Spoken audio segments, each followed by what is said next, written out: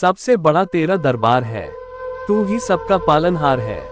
तू सजा दे या माफी दे प्रभु, तू ही हमारे जीवन की सरकार है। जैसे तेल समाप्त हो जाने पर दीपक बुझ जाता है, उसी प्रकार कर्म के सीन हो जाने पर भाग्य भी नष्ट हो जाता है। समय कभी एक जैसा नहीं होता, उन्हें भी रोना पड़ता है। जो बेवजह दूसरों को रुलाते हैं, मन से ज्यादा उपजाऊ जगह कोई नहीं है, क्योंकि वहां जो भी कुछ बोला जाएगा बढ़ता जरूर है, चाहे फिर वह विचार हो, नफरत हो या फिर प्यार हो। जिन्होंने आपको कष्ट दिया है, कष्ट तो उन्हें भी मिलेगा।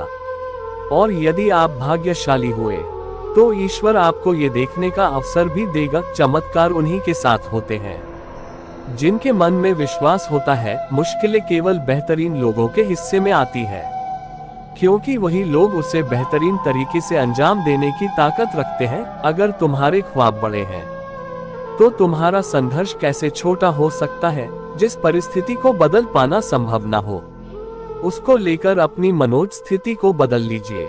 कुछ हद तक समाधान अवश्य मिलेगा। जहां अपनों के सामने सच्चाई साबित करनी पड़े, वहां बुरे बन जाना ही ठीक है। अपमान का बदला झगड़े या लड़ाई से नहीं लिया जाता, बल्कि शांति से कामयाब होकर लिया जाता है। आशा और विश्वास कभी गलत नहीं होते।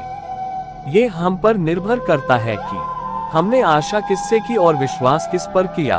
कभी कभी आप बिना कुछ गलत किए भी बुरे बन जाते हैं, क्योंकि जैसा लोग चाहते हैं आप वैसा बन नहीं पाते। श्री कृष्ण कहते हैं कि जो लोग किसी सच्चे व्यक्ति का दिल तोड़कर किसी तीसरे के पास खुशी ढूंढने के लिए जाते हैं, वह अक्सर धोखा खाते हैं। आपके हर कर्म का फल आपको किसी न किसी रूप में अवश्य प्राप्त होता है। सोच अच्छी रखो, लोग अपने आप अच्छे लगेंगे।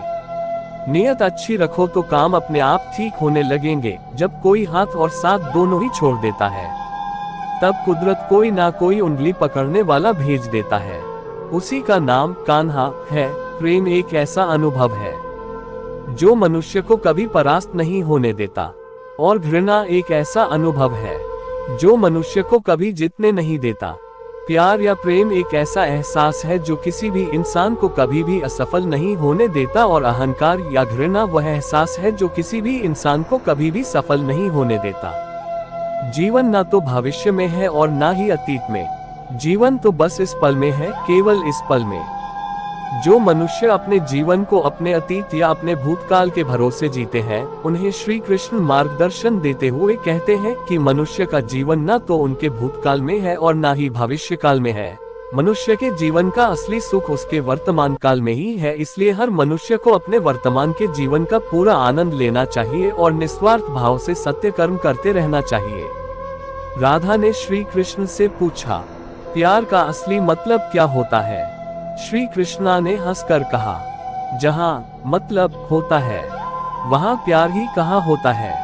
श्री कृष्ण कहते हैं कि जिस प्रेम के रिश्ते में स्वार्थ, अहंकार या मतलब होता है, वह रिश्ता प्रेम का रिश्ता कभी नहीं कहला सकता, क्योंकि प्रेम के रिश्ता निस्वार्थ होता है, यानी प्रेम के रिश्ते में कोई स्वार्थ नहीं होता।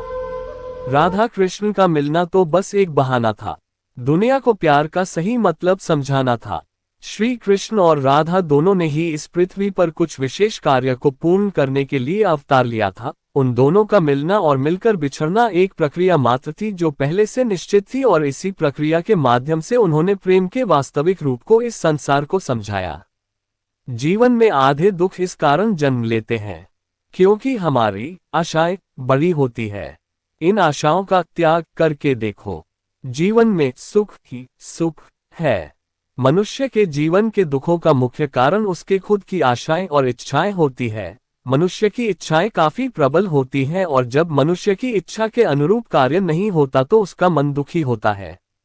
अगर मनुष्य अपनी इच्छाओं का त्याग करे तो उसके जीवन में सुख के अलावा और कुछ नहीं होगा।